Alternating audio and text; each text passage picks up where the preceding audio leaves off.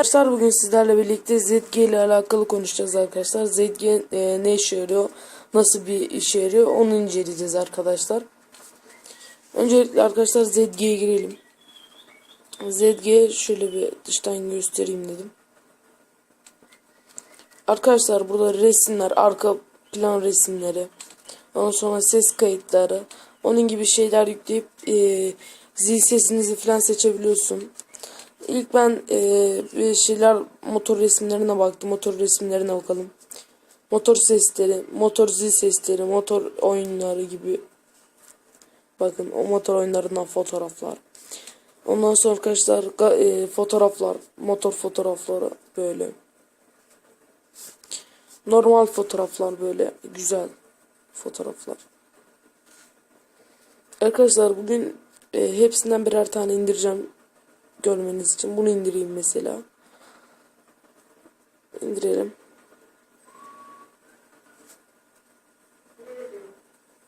Bunu Google Play Store'dan indireceğiz ama ben indirmek istemiyorum bunu. Ben şimdi şunu indireceğiz. Buradan girelim. O da virüssüz. Bakın buna giriyorum. Mesela bak burada indirme işareti var. Sorunsuz indiriyor arkadaşlar. Hiçbir hatası yok. Ben buna şahidim.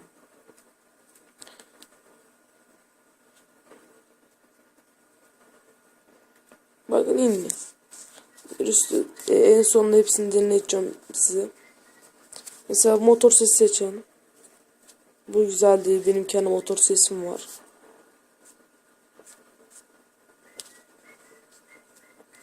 Bulursam eğer. Burada mıydı? Evet.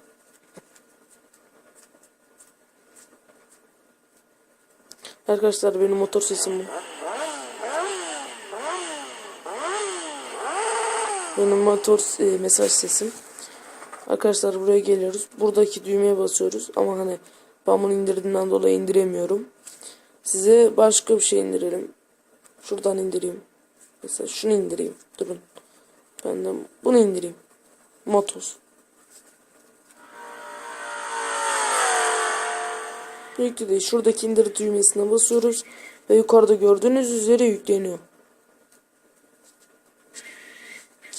Buradan çıkıyoruz.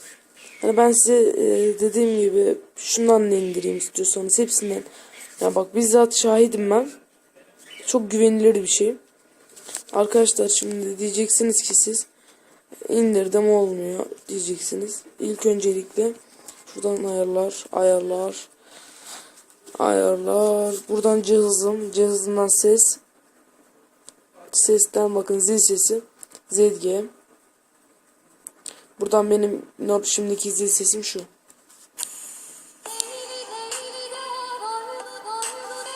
Şunu da yapabilirim.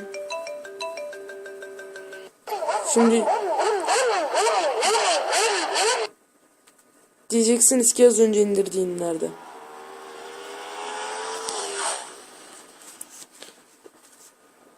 Az önce indirdiğim buradan bu titreşim. Arkadaşlar bu da az önce dediğim gibi zil sesim. Durun. Bulacağım şimdi. Açacağım. Nerede? Prens sildikten sonra